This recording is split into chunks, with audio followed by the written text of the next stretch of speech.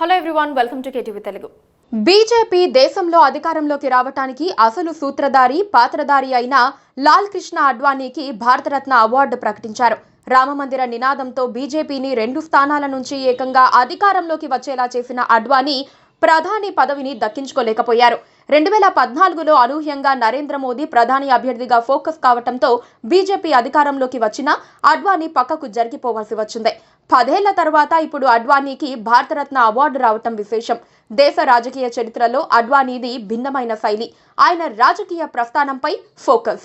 BJP అగ్రనేత, దేశ మాజీ ఉప ప్రధాని ఎల్కే అడ్వాణీకి అత్యున్నత పౌర పురస్కారం ప్రకటించింది కేంద్ర ప్రభుత్వం. భారతరత్న అవార్డుతో గౌరవించింది. సోషల్ మీడియా ద్వారా ఈ విషయాన్ని స్వయంగా వెల్లడించారు ప్రధాని నరేంద్ర మోదీ. అడ్వాణీ గొప్ప రాజనీతిజ్ఞుడని కొనియాడారు. జాతి ఐక్యత, సాంస్కృతిక పునరుజ్జీవనాన్ని పెంపొందించే దిశగా అసమాన కృషి చేశారంటూ ప్రశంసలు కురిపించారు. అడ్వాణీకి భారతరత్న ప్రకటించడంపై దేశవ్యాప్తంగా హర్షాతిరేకాలు వ్యక్తమవుతున్నాయి. పలువురు రాజకీయ ప్రముఖులు సంతోషం వ్యక్తం చేస్తూ ఆయనతో తమకున్న అనుబంధాన్ని గుర్తు చేసుకున్నారు. శుభాకాంక్షలు చెబుతూ సోషల్ మీడియాలో పోస్టులు పెట్టారు.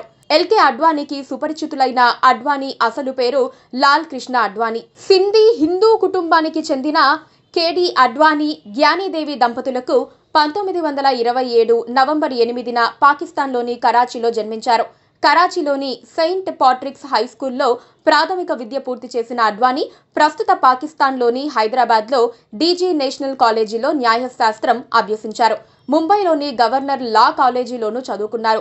చిన్నప్పుడే రాష్ట్రీయ స్వయం సేవక్ సంఘ్లో చేరిన అడ్వాణీ 1947లో కరాచీ విభాగానికి కార్యదర్శిగా పనిచేశారు. దేశ విభజన అనంతరం 1947 సెప్టెంబర్ 12న భారత్కు వచ్చి స్థిరపడ్డారు. 1965 ఫిబ్రవరి 25న అడ్వాణీ కమలను వివాహం చేసుకున్నారు.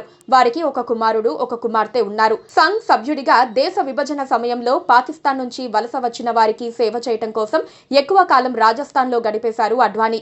అనంతరం శ్యామా ప్రసాద్ ముఖర్జీ స్థాపించిన భారతీయ జన్ సంఘ్లో చేరారు. 1957లో వాజ్పేయి సహా జన్ సంఘ్ ఎంపీలకు సహాయకారిగా ఉండేందుకు ఆర్ఎస్ఎస్ ఢిల్లీకి రమ్మని పిలవటంతో హస్తినలో అడుగుపెట్టారు అడ్వాణీ.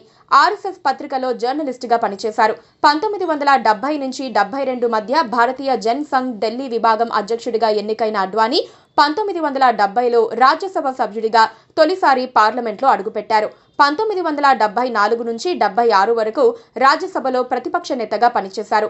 4 సార్లు రాజ్యసభకు ప్రాతినిధ్యం వహించిన అడ్వాణీ గుజరాత్లోని గాంధీనగర్ స్థానం నుంచి వరుసగా 7 సార్లు లోక్సభకు ఎన్నికయ్యారు. దేశ ఉప ప్రధాని పదవి చేపట్టడంతో పాటు కేంద్ర మంత్రిగాను సేవలందించారు. అయోధ్యలో రామమందిర నిర్మాణం పేరుతో అడ్వాణీ చేపట్టిన రథయాత్ర భారతదేశ రాజకీయాలనే మలుపు తిప్పాయి. అడ్వాణీని కమలదళ రథ సారథిని చేసింది రథయాత్రే. పండిత్ దీన దయాళ్ ఉపాధ్యాయ జన్మదినమైన 1990 సెప్టెంబర్ 25న సోమనాథ్ ఆలయం నుంచి అయోధ్య వరకు తలపెట్టిన అడ్వాణీ రథయాత్రకు అనూహ్య మద్దతు లభించింది. 1992 డిసెంబర్ 6న అయోధ్యలో జరిగిన కరసేవ ఘటన తర్వాత అడ్వాణీని అరెస్ట్ చేశారు. అయోధ్య సహా మొత్తంగా 6 రథయాత్రలు చేపట్టి రథయాత్రికుడిగా పేరు తెచ్చుకున్నారు అడ్వాణీ. లోక్సభలో 2 సీట్లకు పరిమితమైన బీజేపీ ప్రపంచంలోనే అతిపెద్ద రాజకీయ పార్టీగా ఆవిర్భవించటం వెనక అడ్వాణీ కృషి మరువలేనిది. 1996లో అడ్వాణీ అధ్యక్షుడిగా ఉన్నప్పుడే బీజేపీ అతిపెద్ద పార్టీగా ప్రభుత్వం ఏర్పాటు చేసినప్పటికీ 13 రోజులకే కుప్పకూలింది.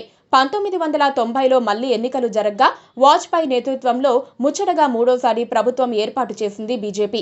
2004 వరకు ఎన్డీఏ ప్రభుత్వ పాలన సాగగా కేంద్ర హోంమంత్రిగా, దేశ ఉప ప్రధానిగా పనిచేశారు అడ్వాణీ. ఇదే సమయంలో కేంద్ర గనులు, బొగ్గు శాఖ మంత్రిగా, కేంద్ర సిబ్బంది శిక్షణ మంత్రిత్వ శాఖ మంత్రిగా అదనపు బాధ్యతలు నిర్వహించారు. 2004 ఎన్నికల్లో బీజేపీ ఓటమితో లోక్సభలో ప్రతిపక్ష నేతగా పనిచేశారు అడ్వాణీ. వాజ్పేయి రాజకీయాల నుంచి విశ్రాంతి తీసుకోగా భారతీయ జనతా పార్టీని ముందుండి నడిపించారు. 2009 సార్వత్రిక ఎన్నికల్లో అడ్వాణీ ప్రధాని అభ్యర్థిగా ఎన్నికలకు వెళ్లినా బీజేపీ ఓటమి పాలైంది.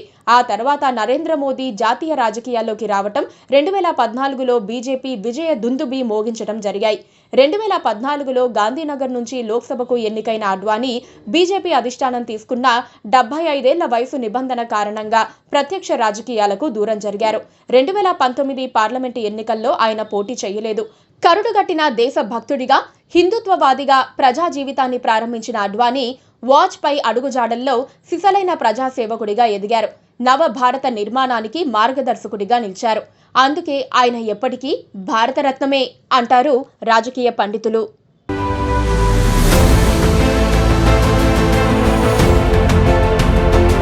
Please do subscribe to Please do subscribe to Please do subscribe to Please do subscribe to Please do subscribe to Please do subscribe to KTV Telugu.